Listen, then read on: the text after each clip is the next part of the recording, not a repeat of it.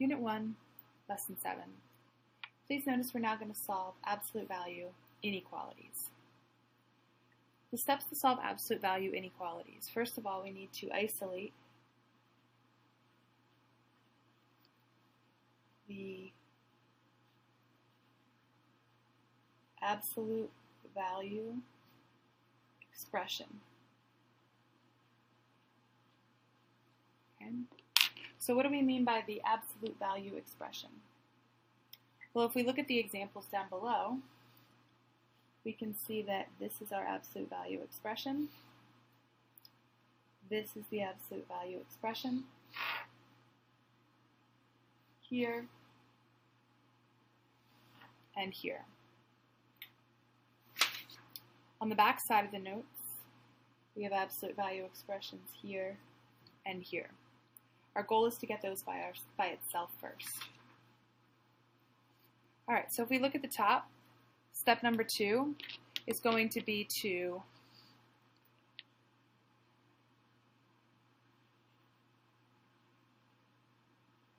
add or subtract outside those absolute value expressions. And then we can multiply or divide outside the absolute value. This isn't technically step 1, these are the continued steps for the process of isolating the absolute value. From there, we will set up 2 inequalities.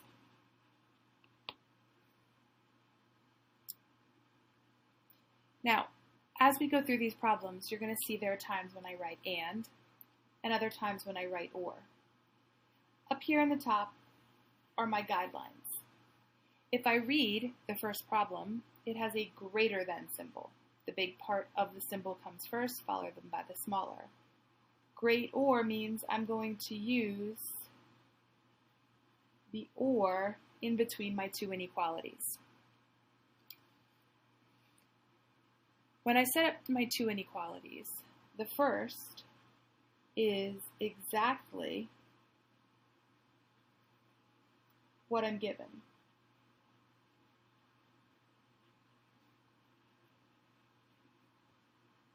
The second,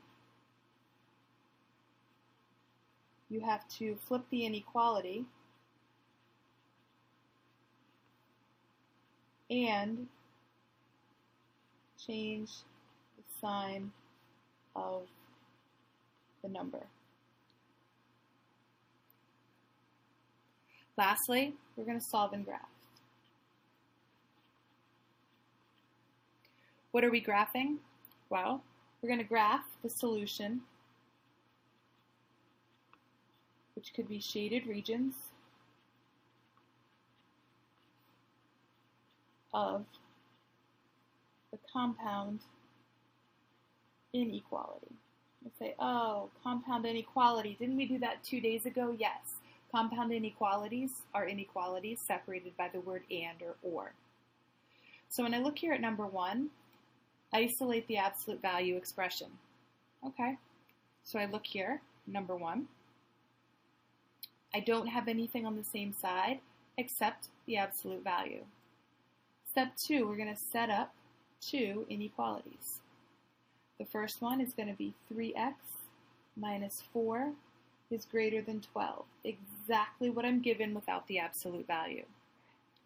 The second, we keep the 3x minus 4, but we switch from greater than to less than, and 12 now becomes negative 12.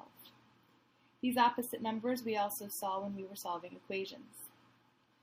According to what we wrote down here, the greater than translates to the word or.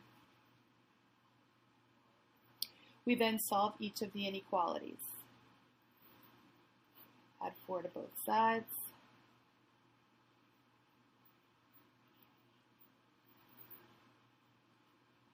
Divide both sides by 3. Don't be panicked if you get something weird. We're now moving into the world where we have fractions and decimals. This is the same thing as x is greater than 5.3 repeating. Over here, we add 4 to both sides, very similar to the steps we took here. We then divide by 3. Please keep in mind you have to ask yourself whether or not you need to use the special rule of inequalities. We do not. We get negative 8/3. So x is less than negative 2.6 repeating. Bring down your or. If you remember, when we have an or statement, it usually results in 2 separate intervals. So on my number line, I can go to 5.3, open circle because I don't have an equal sign. Greater than means shade right. Then I can go to negative 2.6, also an open circle. Less than is to shade left. That is my final solution. If we look at number 2, did I isolate my absolute value? No. So I need to divide both sides by 10. That leaves me with the absolute value of x plus 9 is greater than 5. I now have absolute value by itself, so I can set up 2 inequalities. The first is what is exactly written. The second, the absolute value part stays the same, but I switch from greater than to less than, and from positive 5 to negative 5. Notice again we're dealing with greater than. Greater than is going to be an or statement. So I replace in the middle with the word or. Solve each separately, minus 9.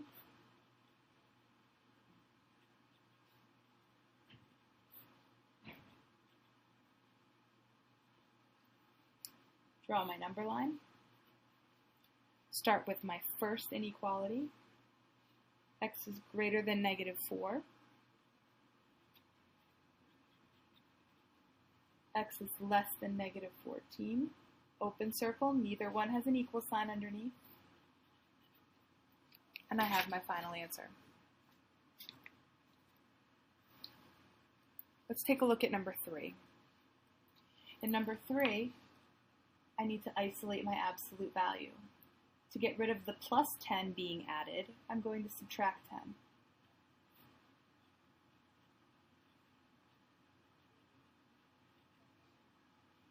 From here, I will set up 2 inequalities. X minus 8 is less than or equal to 12, exactly what's written. X minus 8 is greater than or equal to negative 12.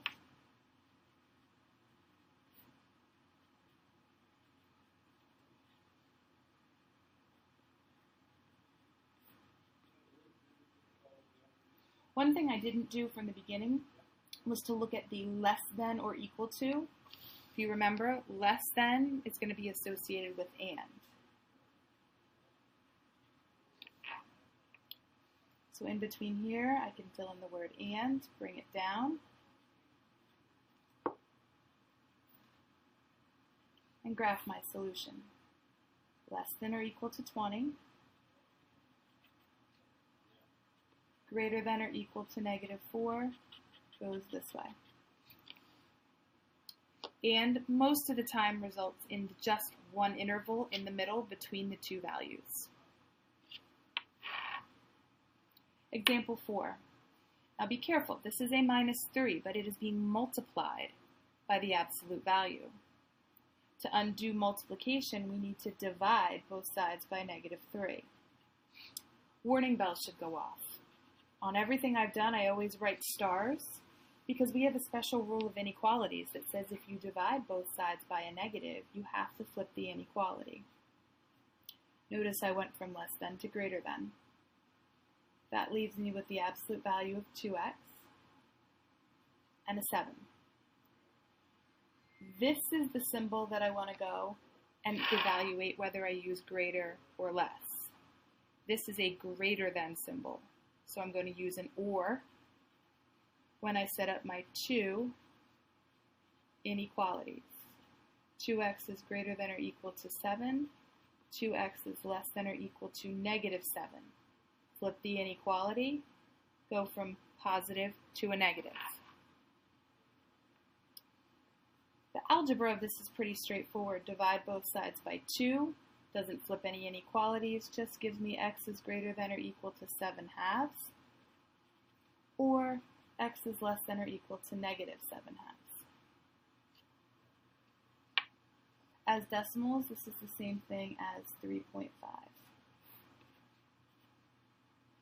X is greater than 3 positive 3.5.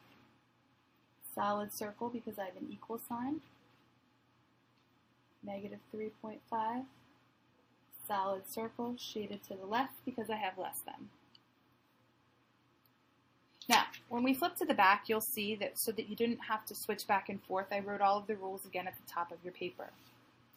These problems have a little bit more algebra at the onset or beginning in terms of isolating the absolute value.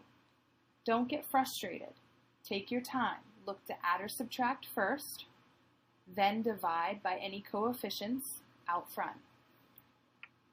If I start with number 5, draw on my wall, you'll see I need to get rid of this negative 1. I'm going to add 1 to both sides. This is the adding or subtracting to get absolute value alone.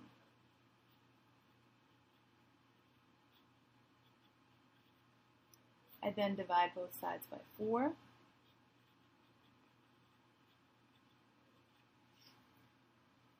Often as students work down, they want to get rid of absolute value. You can't get rid of it until you get to the point where you do the split inequalities. So now I can say 2 minus 3 is less than 3, and 2 minus 3 is greater than negative 3. This is the first time I write problems without the inequalities. Don't forget you have your less than. Up top, less is going to relate back to and. So I'm going to fill in the word and to create my compound inequality. I then can add 3.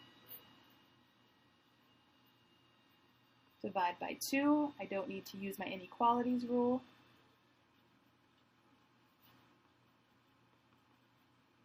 This is another place where students typically get stuck.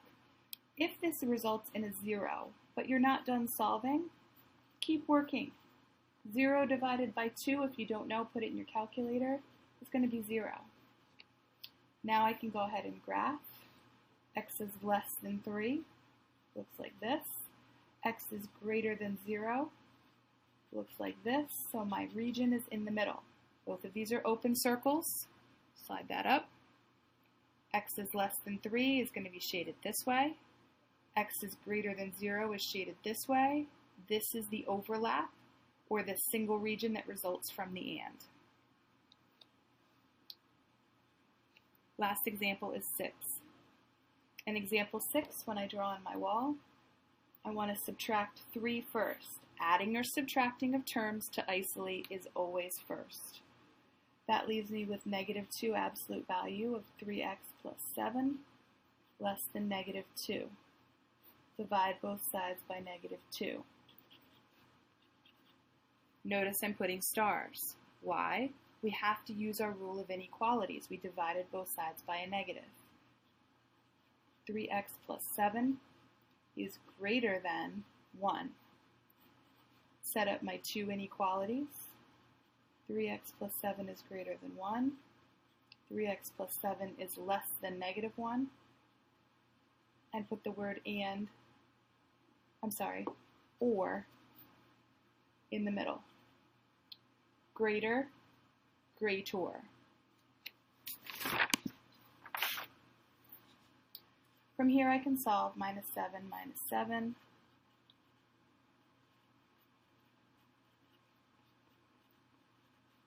Bring down the or.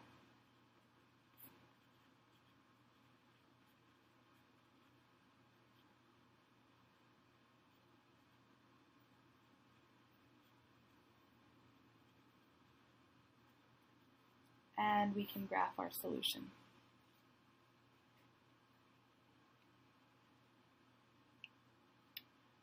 Greater than negative 2. Open circle, shade to the right. This is this. Less than negative 2.6. Open, shade